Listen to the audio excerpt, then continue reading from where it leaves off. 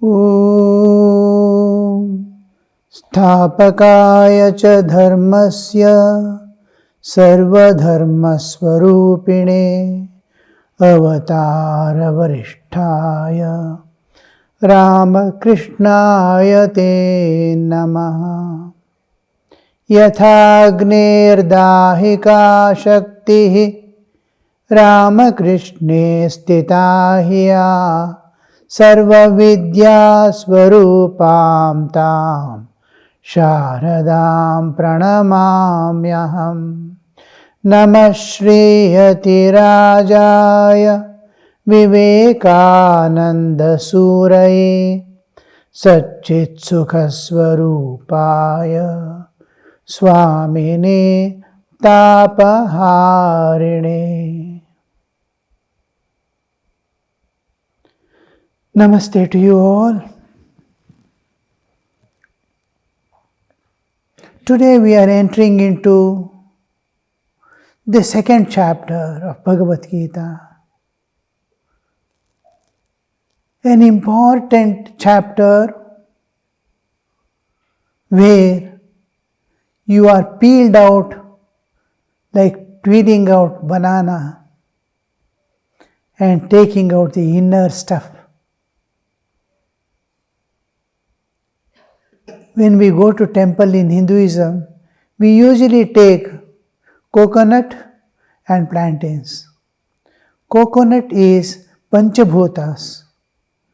5, the outer shell, Agni Tattva, inside there is water, Vayu Tattva, space, Akasha Tattva, kernel, Prithvi Tattva, Jala Tattva, all the 5 are there. And it is offered, and many places it is broken and offered. Let my body awareness go away. My identity, bodily identity, let it drop away. And plantain is offered, just like skin is removed, inside the important Atman is taken out. I am off through banana, plantain, I am offering my inner self to God. Through coconut, I am requesting to break down my bodily identity. Give me my spiritual identity. I have forgotten my spiritual identity. I have lost my identity. This is the usually, now in Bhagavad Gita second chapter we are entering. An important thing we see first time Krishna is speaking. He is just listening to all the wisdom of Arjuna. He goes on telling, so many logic he presents. And then Krishna comes. Because his argument itself is making him collapse down. Last, Shasharam Chapam, all these things, he drops and sits. Rathopasto Upavishata. On the bare, lowest part of the platform of the Ratha, he sits. Lord is in front. He has collapsed, and there the second chapter begins. And whole of Bhagavad Gita, Sri Ramakrishna says, Bhagavad Gita is what Gita, if you tell 10 times, what it becomes? It becomes tyagi. So, सब कुछ त्याग करे भगवान के डाक. Renounce everything. And the first renunciation word he utters in this. Kutastva kashmalamidam vishame samupasthidam anarya justam asvargyam akirtikaram Arjuna. How he takes up, you see. Next stroke is still more strong. Klaibyam asmagamah partha naitatvayupapadyate. Swamiji's favorite sloka in Bhagavad Gita. Don't become a eunuch. In Bengali, they usually, the one useless for everything, misfit everywhere, they call it na purush na stri, kuttekelo. So, like that, he is taking up. First is kutastva kashmalamidam, vishama. Vishama, most important time of decision. You take a final decision and go. At that moment, all through years after years you are preparing. Not 1 or 2 years, so many years. You are preparing for war. And last moment when the time has come and you are giving way, kutastva kashmalamidam vishame samupastitam anarya, which is not suitable for arya, a person whom we call gentleman, unfit for a man of normal wisdom. Anarya asvargyam, anaryam asvargyam. It is going to defeat your future, the next future. How did it come to you? There, renounce that person, lower self. The lower self which is trying to hold on to this world, renounce it. The higher self is there. Beyond is the eternal self. Higher self of buddhi. Later on he gives the buddhi yoga. Take up the buddhi yoga. How beautifully he goes. Last he presents the Sthita Prajna Lakshana. What will be the state when you know yourself? So he goes on opening, one by one layers and shows, what are you? Begins with kutastva and immediately he goes to Atma Tattva. Don't think we were never there, you are not there, I am not there. We were always there and will be always there. From there he starts, touches the Buddhi Yoga. In the very beginning of the Sthita Prajna Lakshanas, when we see Sthita Prajna Lakshana, there, Kurmonganiva Sarvashaha, how he will be withdrawing. And then there he comes, Indriyani Pramathini, Haranti Prasavam Manaha, Tani Sarvani Sanyamya Yukta Asita Matparaha. First time he uses the senses and mind which is uncontrollable. It drags and takes away. Tani Sarvani Sanyamya, bringing them all together, keep it at my feet. It cannot go anywhere. You cannot control by any means. Then bring them to me. I will control. The chariot reins already given by Arjuna. That is giving, you take me. I can't drive. So Indriyani Pramathini Haranti Prasabam Manaha Tani Sarvani Sayam Yukta Asita Matparaha. To me. Hand it over to me. Offer them to me. First time I comes into there. That is God's I. And our I. How that God's, he says. Till then Arjuna doesn't know Krishna is a friend. He doesn't know anything. And here you see the understanding is made clear. First time he's introducing, like Thakur slowly introducing. There will be incarnations. He never says I am an incarnation. But all the qualities he goes on telling. Here Krishna is presenting as the Lord of the universe, or Lord of all senses and everything. Then he gives the Buddhi Yoga, which he makes clear again in the 10th chapter, 10th shloka. Buddhi Yoga. Dadami Buddhi Yogam tam yena mam upayanti te. I will get the Buddhi Yoga to you. Just satata smarana you do, I will give you Buddhi Yoga by which you come to me. Dadami Buddhi Yogam tam te yena mam upayanti te. Upayanti. Smoothly you are going to come to me. That Buddhi Yoga I will give you. The last, a slow degree of the Tyaga, which he has to renounce the lower self. With the first shloka, his utterance, he goes on till the last chapter, 18th chapter. Last, what all I have to tell, I have told you. Sampurnataha, what all I have to tell, I have to complete, I have told you. Now, you have to take the decision.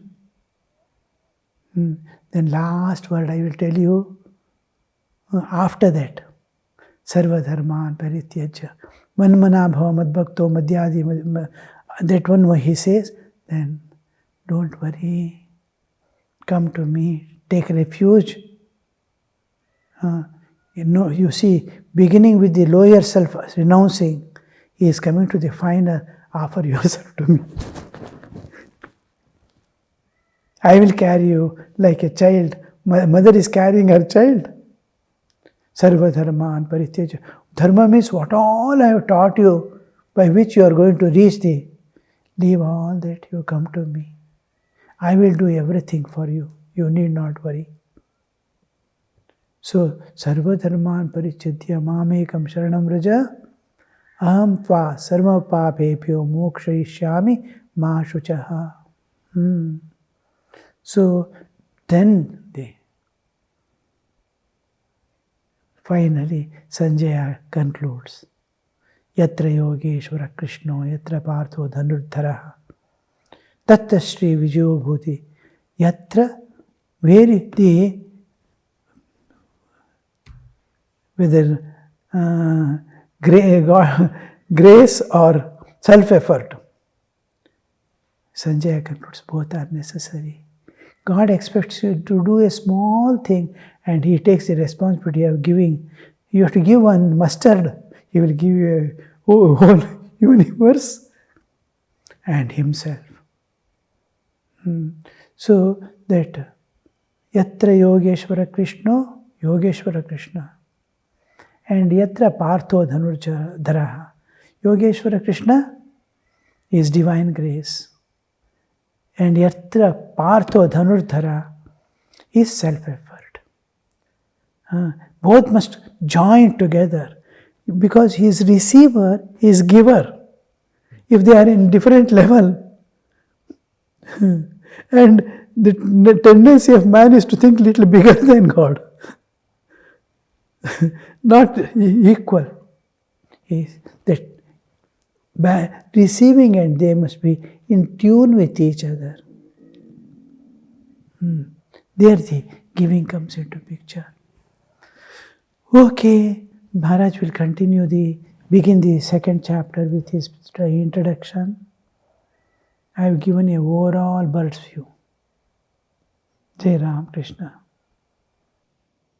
Namaste to you all. So we have concluded the first chapter of Bhagavad Gita, so in which we saw Arjuna under the impact of emotional and psychological crisis, casting off his bow and arrow, sat on the deck of the chariot. If we look at the life of any saint, say Tulsidas or Tukaram, Purandardas, it is actually the crisis, bitter experiences losses, or challenges of life that brings a spiritual transformation in their life and that makes them to turn towards God forever. So here, exactly the same thing with the Arjuna. With this crisis, that is the fear and anxiety of losing his own people, brought a spiritual conversion in him, and that brought him to in surrender to Lord Shri Krishna.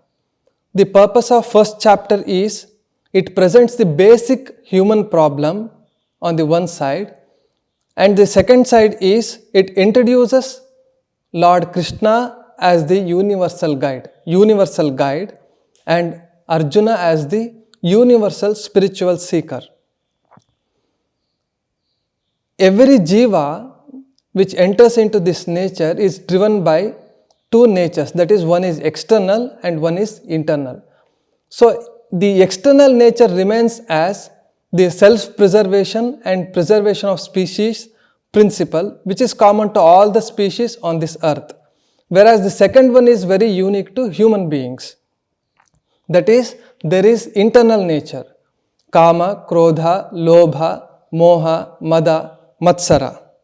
So that is translated into English is lust, wrath, greed, attachment, ego that challenges and belittles others, hatred, attachment and aversion, raga and dvesha, which always goes together. And these are the internal nature of human beings. The Sri Ramakrishna used to give one analogy in his Gospel of Sri Ramakrishna to explain the depth of attachment in human beings. Once, to destroy the demon Hiranyaksha, all the gods and goddesses requested Lord Mahavishnu to take form on this earth and to destroy Hiranyaksha. So the Lord take the form of Varaha, and after the destruction of the demon, he never returned to his abode Vaikuntha. So all the gods came and requested him to come back to Vaikuntha, but he rejected. So finally all the gods and goddesses prayed Shiva to bring him back to the abode. So Shiva went and requested, come back, your mission is already over.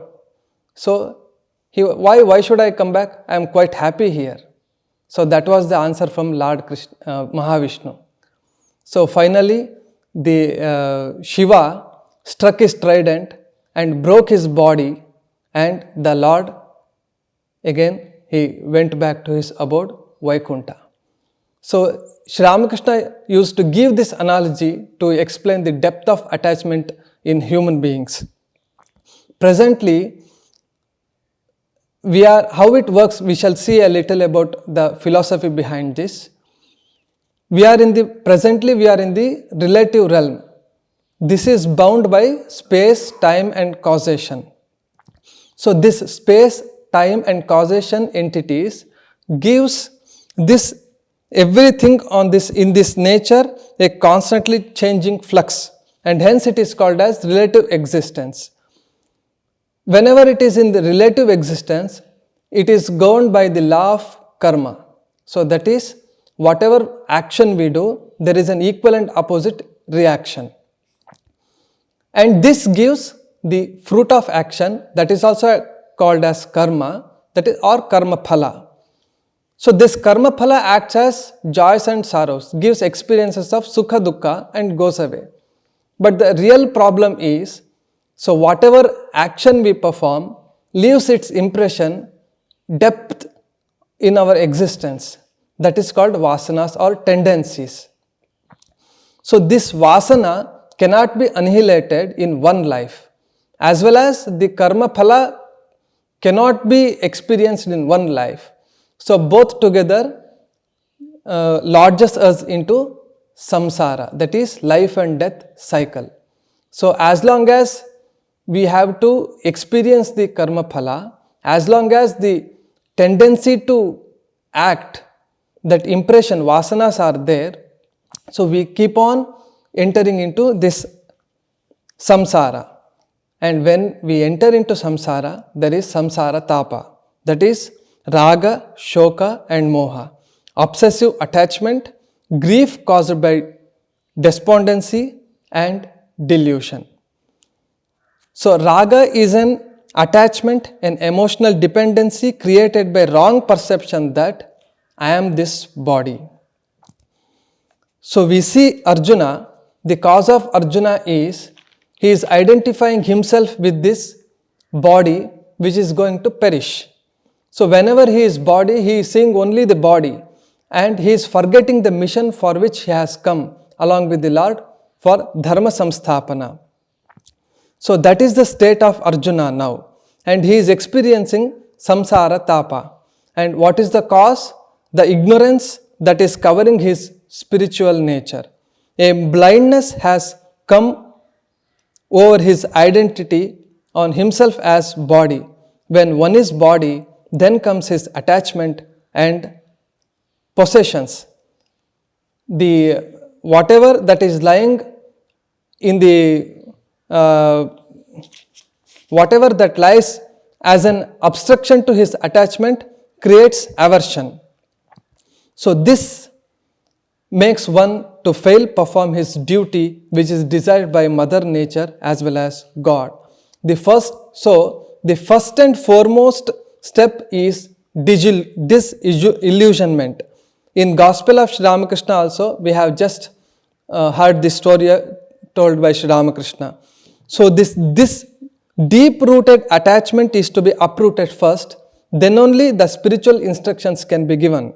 And that is exactly what the Lord is going to do in this second chapter. So first, he annihilates his bodily identity and then he imparts the spiritual instructions in the chapters that is following. So this comes to every jiva in one or the other life. On entering into the second chapter, it is a common root of all spiritual paths and the source, the fruit and the culmination of all spiritual endeavor to reach the life eternal in the ocean of everlasting peace, bliss and absolute, which alone assures eternal freedom for entire nature. It is as if we are opening ourselves to the Lord to enter inside, and He cleans and He destroys our bodily existence and bestows the spiritual identity to us. And the rest is simply a matter of time, experiencing the spiritual experiences. But first and foremost thing is this bodily identity should be annihilated, destroyed. And that is done in the second chapter. So by this, we shall never look Bhagavad Gita as a historical conversation between Lord Krishna and Arjuna, or a poetical or religious scripture or philosophical discussion. So we shall see it as a experience, that is, as a destruction of bodily identity. And this Arjuna's total breakdown at the end of previous chapter is the crisis, and that crisis is once for all the end of the crisis of all attachment and attainment of supreme spiritual truth. And we shall see in the next class the verses and all. And by this I conclude today's just small introduction to the second chapter. Om Niranjanam Nityamanantarupam Bhaktanukampa Dhritavigraham Vai Ishavataram Parameshamidhyam Tam Ramakrishnam Shirasa Namamaha.